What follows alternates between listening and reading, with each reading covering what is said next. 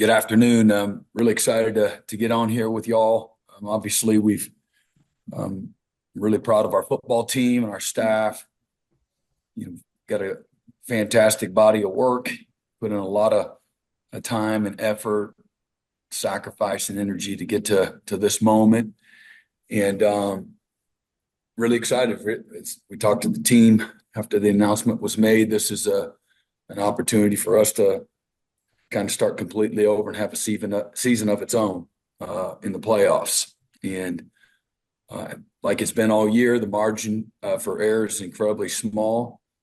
Every play and every part of the game, every part of your football team has great magnitude and impact. And so, between last week and the next 2 weeks, we're going to work incredibly hard to improve in all the areas that we need to improve and just continue to develop our team. Got a great blend of both youth and veterans. Got a few guys that banged up that'll benefit from postseason time off to get healthy. And but just incredibly excited to be able to have a game here in Norman for our fans.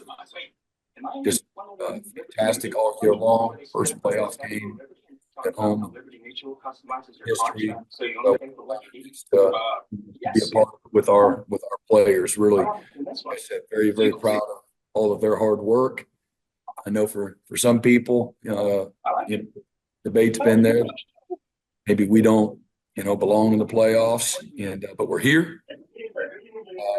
A lot of teams are hoping they got matched up with Oklahoma potentially in the playoffs, and we got our focus and our energy, our detail is to be able to play for a championship. And no matter how crazy that might seem to everybody else, our team believes that we have everything we need, to be able to do so. So it's going to be incredibly challenging, but something that, we're looking forward to. Okay, thank you, Coach. We'll go to questions. Let's start with Colton Sully of the Oklahoman. Hey, Brent. Sort of a two-part question here. First, wanted to ask, what are the challenges that come with preparing for a team for the second time in a season? And then secondly, what will it mean for this program to host a playoff game in Norman? Yeah, I mean, the challenges of playing somebody you didn't play was getting to know who they are, and you really don't have a great idea how you match up in certain areas. This is one that there's familiarity with both teams. Third time that we're playing in, just a little over a year. And obviously we have tendencies, they have tendencies, they have certain matchups they like, we have certain matchups that we like. But at the end of the day, you can throw that all out. It's time to, start completely over. And, all that matters, good or bad, from the past, all that matters is what you do, here and moving forward. Let's go to Mason Young, Tulsa World. Hey, Brent, you've had three key guys, R. Mason, Gentry, and Jake Michaela, that have obviously been dealing with some stuff over the last month or so. Are you fairly confident that those guys will be back and ready to go for the playoff game? Yeah, don't know about two of those three. Gentry had shoulder surgery, so he'll be out, and we'll see on the other guys. Gotcha. What would it mean for you guys as a team to get players like R. Mason and Jake back for this game? I mean, they're two good players. They're starters, excellent players. Jake touches the ball every snap, so that there's a lot of impact and influence and the things that that guy does. And R. Mason's one of the more explosive defensive players in the country. So if they can play, they can play. If they can't, they can't. That's football. It's late in the year. They got guys that are down. That's just part of the game. Got it. Thanks, Brent. George Doya, Sooner Scoop. Yeah, Brent. I think Colton asked this a second ago, but what do you expect the atmosphere to be like in Norman? I know you've been a part of some awesome ones. How special is it to get to play this game at home in front of this crowd? Yeah, no, it means a lot. It's been a big advantage for us all year. I'm sure it will be again. Just as far as it'll be an electric environment, one where they're going to show up, with great passion and energy, and make it difficult for the opponent to, communicate all those types of things, the advantages that you get. But our our fan base is incredibly hungry. They've been waiting for this moment for a long time. So, that opportunity is sitting right in front of us. It's going to be exciting. Parker Thune, are you insider? Yeah, Coach. In the past, you've described yourself as a football junkie. You've said when you're not coaching ball, you love getting the chance to watch ball. So, just curious, having played some of the teams in this field, and no doubt having gotten the chance to watch others, do you have any overall thoughts on just the depth and I guess the evenness that this field presents amongst? Tremendous parity. A lot of great players, coaches, and teams. Everybody that's in here is deserving in their own way to be here. And certainly there's several teams that you could argue, that were left out that could be here as well. But, I love, as I've said before, I love the game of football. I love the stories from year to year that are told with the individual teams, both from the players and the coaches alike. And again, this championship weekend was a lot of fun to watch. And give you, the fight and the struggle that it takes to get, to this position. It just really puts it in a great perspective for you, and thankfulness to be in the position that our team, has worked for. John Hoover, Sooners on SI. Yeah. Hey, Brent, congratulations, man. Thank you. I wanted to explore playing Alabama again, that angle a little bit more. When I look at conference championship games, for instance, in your history, in your coaching career, you guys, I should say, Brent Venables' defenses are 5-0 when you guys rematch with a team you've played earlier in the season. Is that coincidence, or is there some secret sauce to what you do, scouting wise and over scouting, and don't over scout yourself too much and all that kind of stuff? Yeah, I mean, I wouldn't have guessed that's what the record is. I really haven't kept track myself. I think it's more coincidence than not. Maybe it is, maybe it isn't. If you're playing a team for the second time you're playing, they're in the championship, you're both worthy to be there. For whatever reason, we've been on the right side of it. And again, this is, Alabama, the quality of their roster, the quality of their staff. I think, you look at that program, 3 national championships in just the last several years, all the history and tradition. I don't know what that stat was, but maybe they had won, 10, SEC championships the last X number of times they've been in the SEC championship game. So we're going to get their best shot. That's what we're expecting. And it's a team that, again, they look back at our game and, I know that they feel strongly that had they taken care of the ball, they would have won the game. Who knows, where that would have landed. Are there areas that we need to play better from when we played them last time? Absolutely. But at the same time, our guys, went on the road and did the unthinkable by playing complementary football, being physical, getting the ball back, playing outstanding special teams, and then, offensively playing complementary football, the things that you need to do, taking care of the ball, all the things that have helped us get to this point, the basics of football 101, being physical, taking care of the ball, creating your plays when they're there.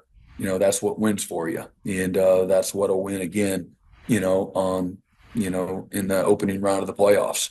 Is there anything in particular that you try to avoid when it comes to overthinking something? Like, yeah, I mean, they know we're going to do this, and we know that they know, that kind of thing. Yeah, this is a game of execution. This is a game of physicality. They're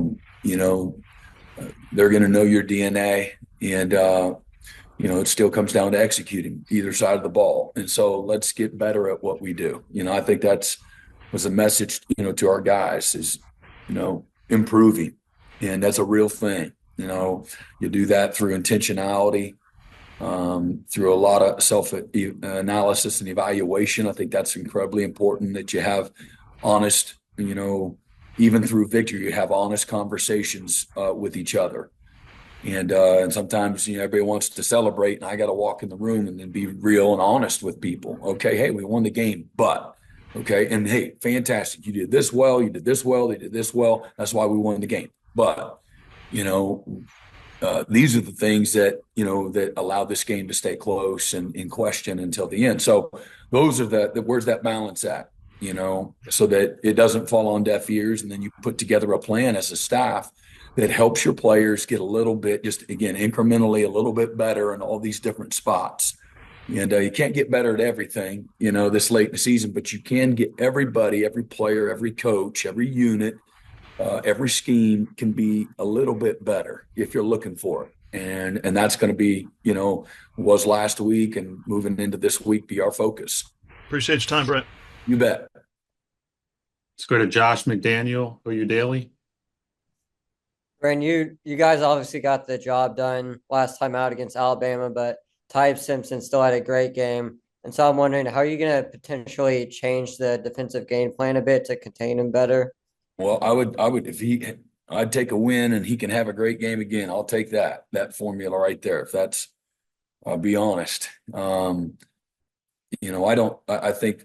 think to your point, he can have a great game and we can still win. And those were your words, not mine, but I will focus on us, Josh, just what do we got to do to play better in the areas? Where did we, fall short?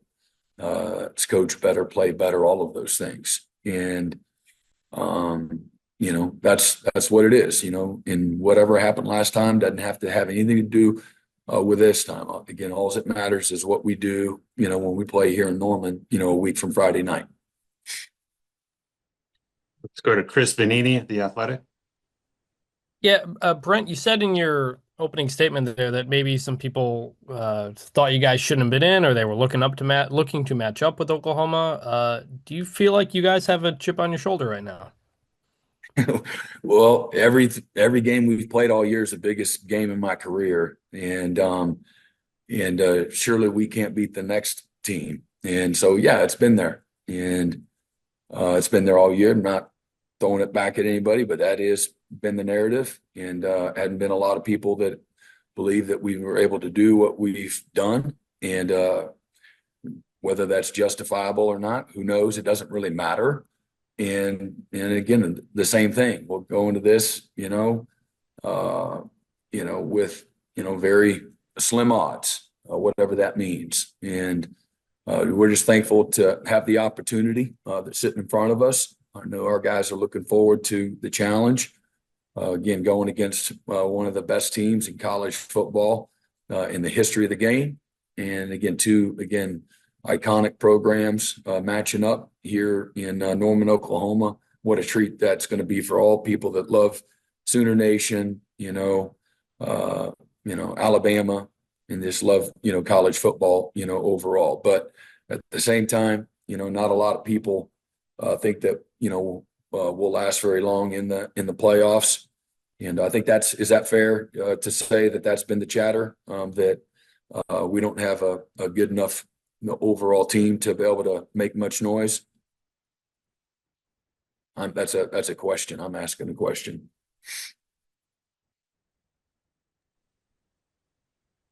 No,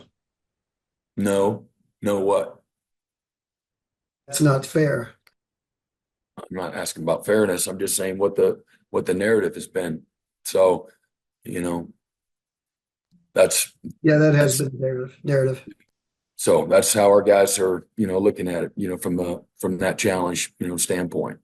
But we don't need any extra incentive and motivation to play. I'll be honest. It's the freaking playoffs. You got a chance to compete for a national championship if you're able to, find a way to win, one, week at a time. And so that's where our focus is. James Hale, OKC Sports Radio. Brent, you mentioned that you've had a week to start preparations, not necessarily for Alabama, but you've had a chance to work with your younger players and you've had a chance to self-scout and things. What did you think of your younger talent that you had a chance to work out with? With the transfer portal coming up, you're hoping you can retain most of those guys. And, as you get ready to jump into preparations this week, what kind of start did you get into last week? Yeah, so you hit it. And several of the guys that practice even a little bit more last week are young guys that have a, contributing role already on this year's team. They just need more work.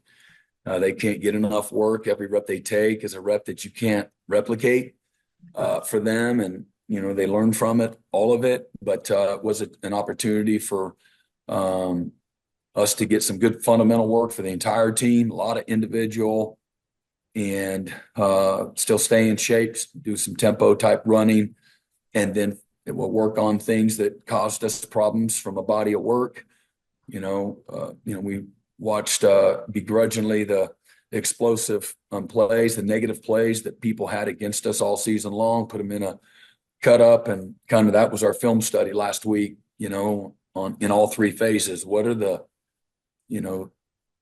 things that we need to work on? Where have we not executed well, or bad schemes against us of people have really exploited us? What are the things that keep showing up one week to the next? And because that's what's going to, show up, in the playoffs. So really focused on, the scheme and the fundamentals within those schemes to help, get just a little bit better, create again self-awareness. Sometimes, you can, through success, you can just kind of be intoxicated, and don't see, having the right type of lens to look at yourself, with the right type of humility because of the success. So, our job is to celebrate the success and then find ways to get better. And so that's what we did when we did some team stuff. Some just a little bit of teamwork each of the days that we worked out. It was working on, the bad stuff, that we put on tape, and then our young guys did all the good on good stuff. Skelly and a little bit of teamwork. While the older guys came over and kind of helped them and coached them up. So it was great. Hey, Brent, congrats, and thanks very Thank much. you. Yep, you bet. Appreciate it. Okay, let's go to Dalton Davis, OU Nightly. Yeah, Brent, congrats on getting here. This is one of the biggest stages in college football, and you've been talking a lot about execution. So, how will you guys focus on execution rather than the magnitude of the moment? And how do you prepare some of those younger players for the speed of the playoff environment? Yeah, man, what a great question. I'm thankful just for the magnitude of this season. And again, the magnitude of, as I said earlier, every game has this, enormous magnitude. And I think whether that's Michigan or it's the SEC, when we started with Auburn, certainly playing in the Cotton Bowl, you go to that game, it's a one-score game, into the fourth quarter. And, you learn, you hate bringing up those, the failures up, but man, you learn a lot through, the magnitude of the different moments within those games. And there's been some tremendous moments that have had, enormous magnitude all year long. And you want to emphasize and affirm, the moments where you handled it the right way. And you also want to recognize when we were maybe on the wrong end of it and we were still able to overcome it, to justify and just validate that you don't have to play perfect to win. And but you have to respond. And then, the magnitude of the pressure of the moment, which again, if going on the road in front of over 215,000 people. And, those are big moments with tremendous magnitude, with great challenges, or again, several of the other games from the year. And that's what the SEC, can do for you from a preparation standpoint. Yeah, it's a big moment and all that, but we've had all these, the biggest moment of the year moments all season long. So I do think that this is a team that has been challenged. It's a team that has been through the fire, and it's a team that is battle tested in lots of moments of magnitude. We needed a big stop. We needed a turnover. We needed to flip the field. We needed a big return. We need to make the play. We need to have firm protection, and you can go on and on and on. And so I'm proud of the team, how it's developed, its identity, the belief and the confidence that this team has, the rhythm that this team has, the connection that this team has by going it through together, and we've never once all year has this team become divided in any way. And even though maybe even on the outside, external factors have tried to maybe divide it, maybe dinner table conversations have tried to divide it, but this is a team that is determined to be together and stay connected and have each other's back and putting it on the line every single week. And that's been the funnest part for myself and our staff, is to watch that organically happen. So the magnitude of the moment, man, it's like, okay, you've had all these amazing moments all year. Well, the next moment is sitting right in front of us. It's the playoff. That's the someday that we talked about. It's the someday that we talked about 5 weeks ago.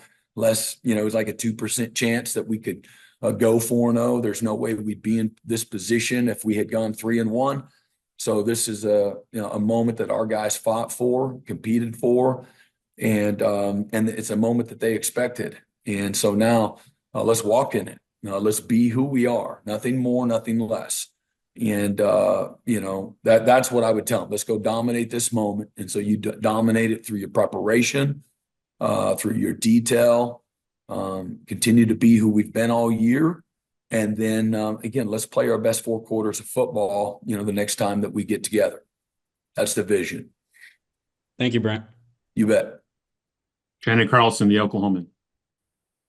Hey, Brent, sort of piggybacking on that. You guys, Yep. after you lost to Ole Miss, you didn't know obviously how the whole playoff scenario would play out, but the thought was you guys had to basically win out and to be in those almost must-win games for the last month. Now you're in a true must-win. It's win or you're done. I'm wondering how you feel like that month, the last month of the regular season, has impacted the mentality and the abilities of this team.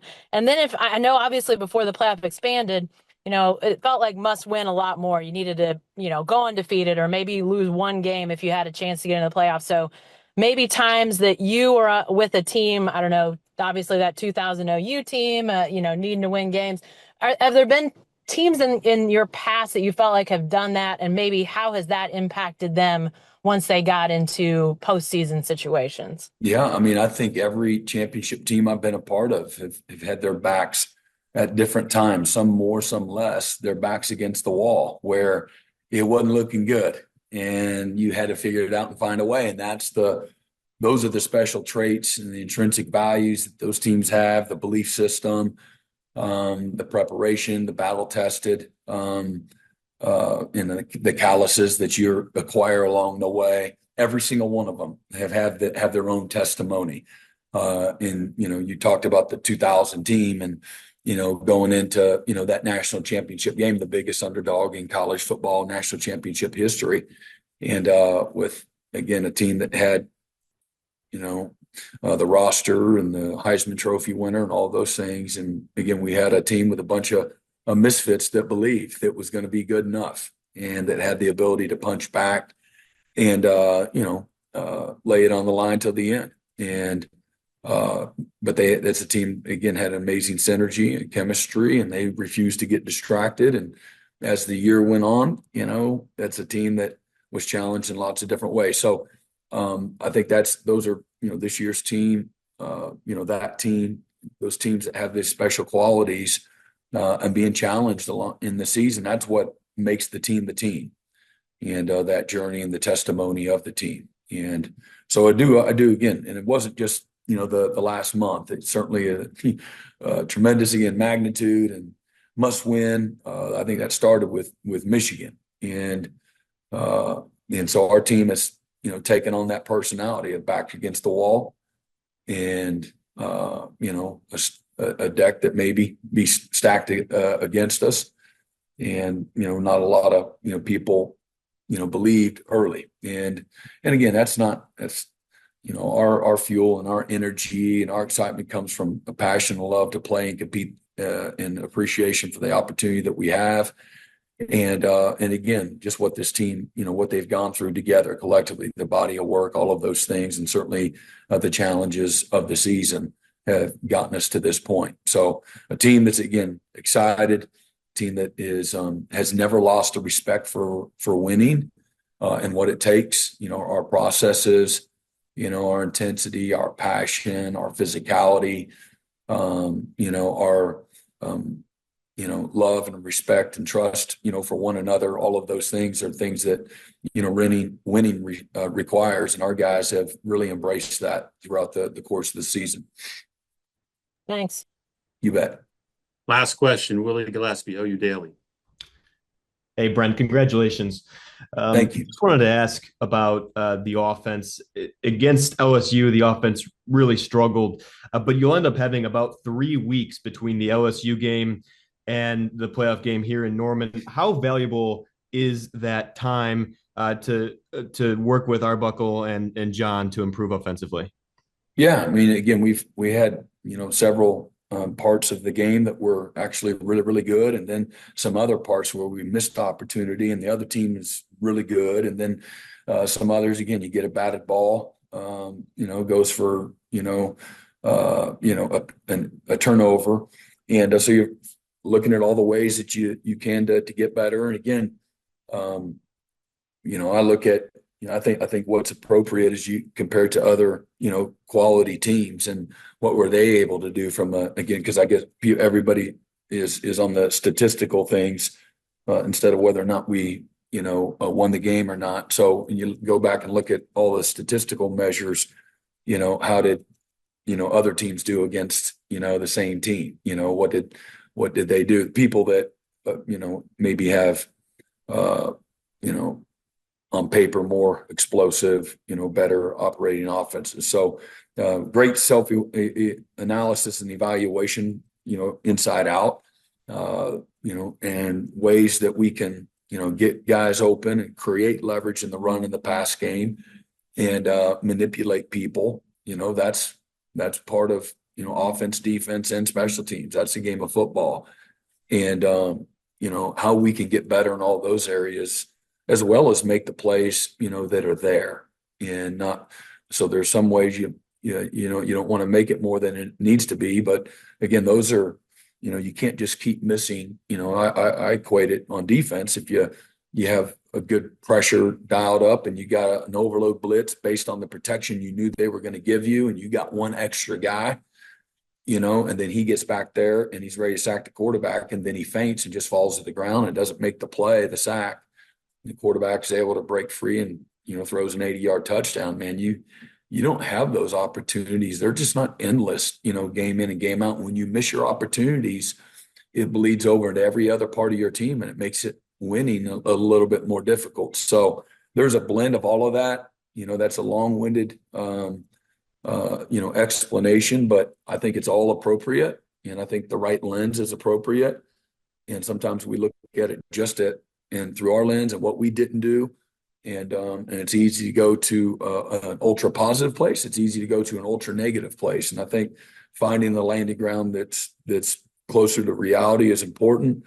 And, but we have high expectations and standards, and you'd love to, get back into maybe the rhythm that we had earlier in the year, offensively and things of that nature too, so I think it's all fair. Thanks, Brent. Yep.